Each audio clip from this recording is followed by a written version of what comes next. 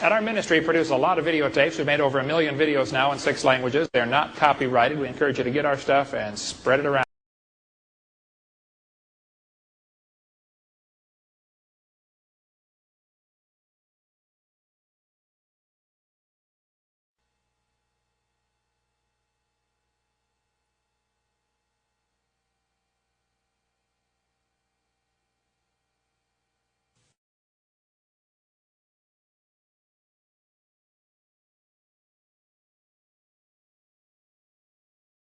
Tonight we're going to cover our videotape number 3 is all about dinosaurs. Where do they fit into the Bible?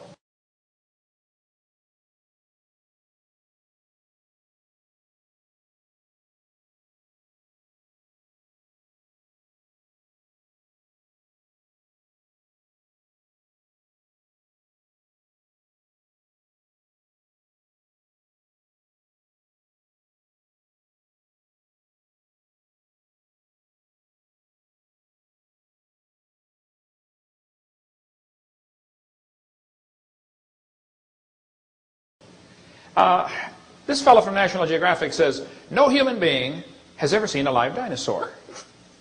Well, now hold on a minute. Does he know that, or does he think that? In order to know that, wouldn't he have to know everybody that ever lived?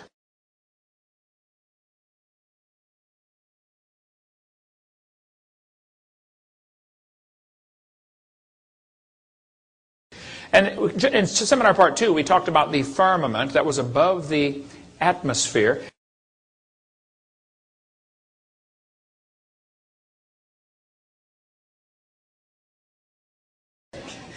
Now, during this time, something very strange would happen to the reptiles, because reptiles never stop growing.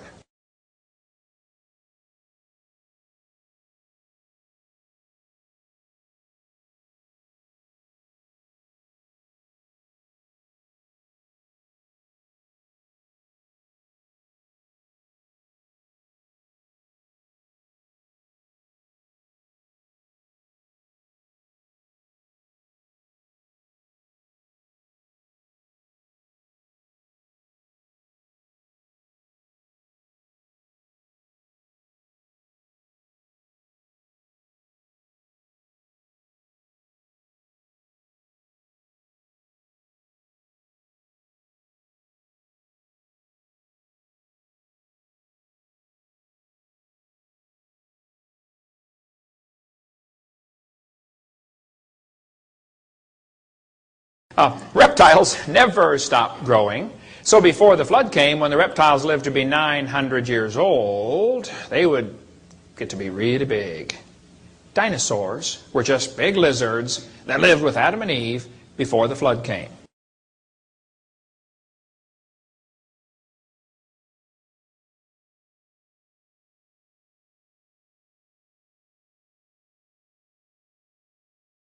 Some of the scoffers have said, man, if it was stormy seas for a whole year, it'd kill everybody on the ark.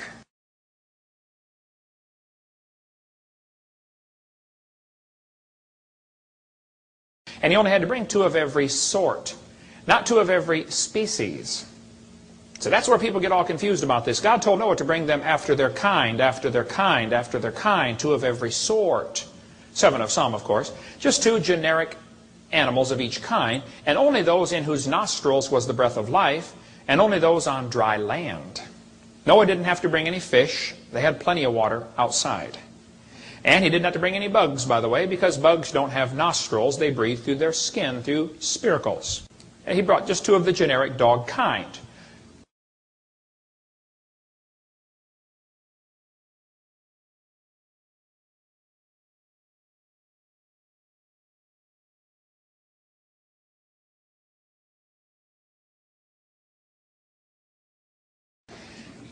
Probably the horse and the zebra had a common ancestor. I wouldn't argue about that.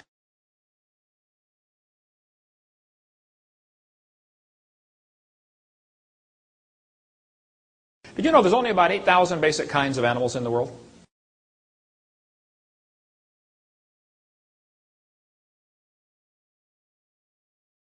And how big was the ark, anyway?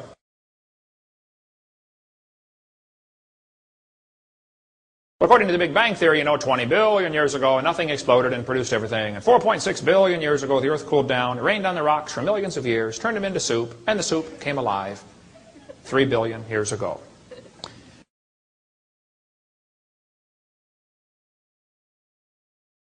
One skeptic said to me one time, he said, "Hovind, did you realize there are hundreds of kinds of dogs in the world?" I said, "Yes, sir, you're right about that." He said, "Do you think all those dogs came from just 2 dogs on Noah's Ark?" I said, "Sir, would you look at what you believe? You believe all the dogs in the world came from a rock."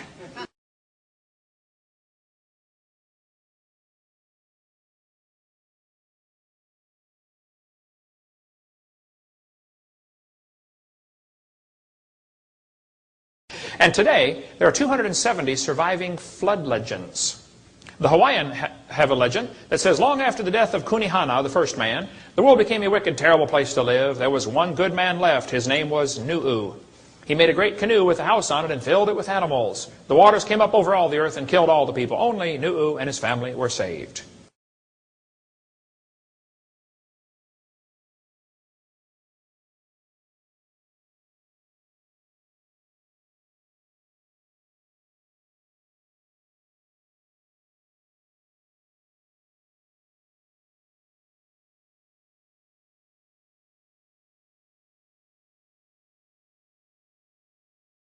The Chinese have a legend called the Hiking Classic, probably one of the oldest stories in the world.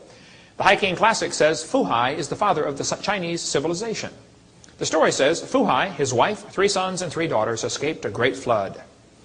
He and his family were the only people alive on earth. After the flood, they repopulated the world.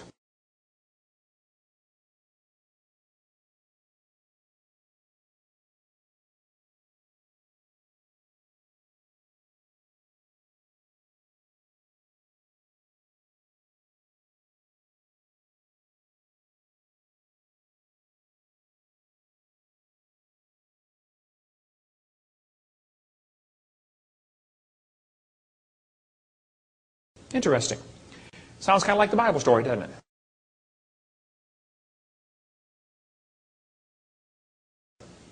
The Toltec Indians in Mexico have a legend that says the first world lasted 1,716 years and was destroyed by a great flood. Only one family named Coxcox survived.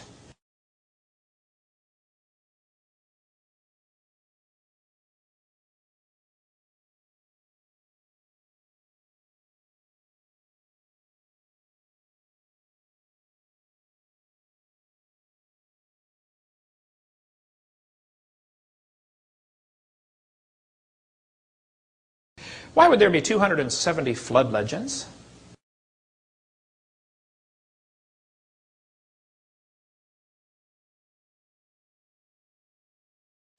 And if you look at the country of Turkey today, you'll find on the far right-hand side a mountain called Mount Ararat.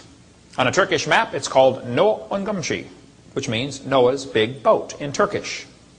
There's a sign, No Ungumshi, 5 kilometers this way.